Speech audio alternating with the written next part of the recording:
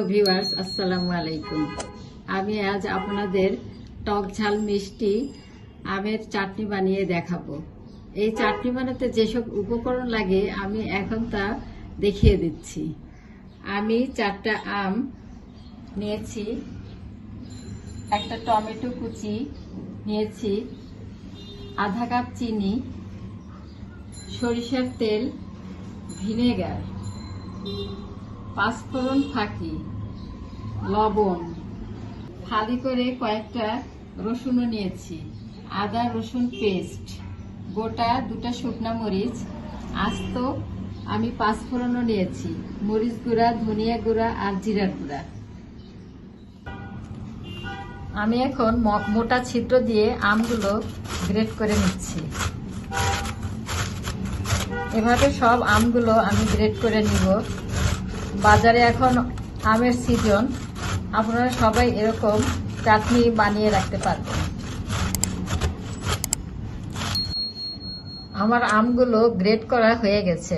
এখন আমি সব উপকরণ দিয়ে একটি বাটিতে মাখিয়ে নিচ্ছি।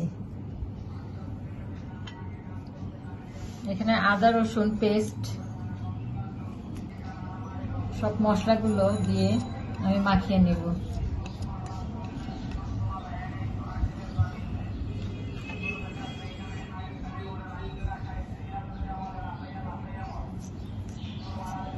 আমি চিনিটা পরে অ্যাড করব, নামানোর আগে কিছু লবণ দিয়ে দিলাম।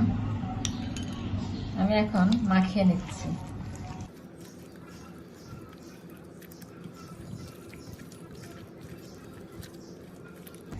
এই চাটনিটা পোলাও, খিচুড়ি, ভাত, ডালের সাথে খেতে অতুলনীয়। আপনারা সবাই বাসায় একবার ট্রাই করবেন। এখন আমি সবগুলো উপকরণ দিয়ে মাখিয়ে নিচ্ছি। আমি এখন চুলায় একটি ফ্রাই প্যান বসিয়ে তেল ঢেলে দিচ্ছি।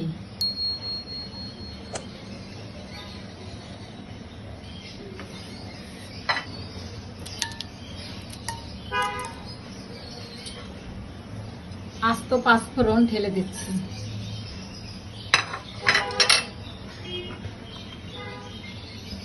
গোটা রসুন,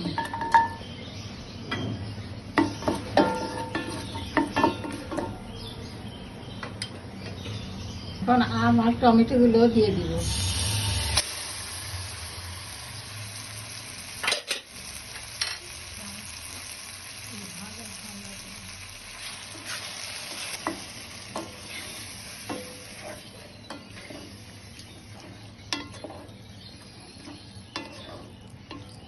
একটু ঘন ঘন নাড়তে হবে যাতে পুড়ে না যায়।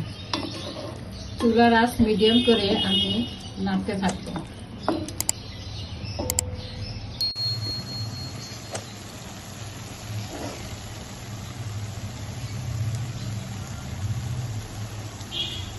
আমি এখন চিনি দিয়ে দিচ্ছি। আপনারা চাইলে গুঁড়ো দিতে পারবেন। আমি এখন পাঁচফোড়ন ফাঁকি দিয়ে দিচ্ছি কিছু। নামানোর আগে আমি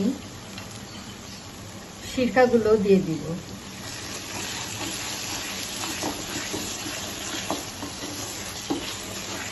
কালারটা দেখতে খুব সুন্দর দেখাচ্ছে। এখন আমি সিরকাগুলো দিয়ে দিব।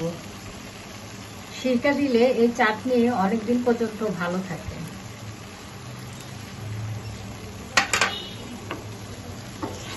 চাটনির কালারটা দেখতে অনেক দারুণ লাগছে। আমি এখন চুলা থেকে নামিয়ে ফেলবো।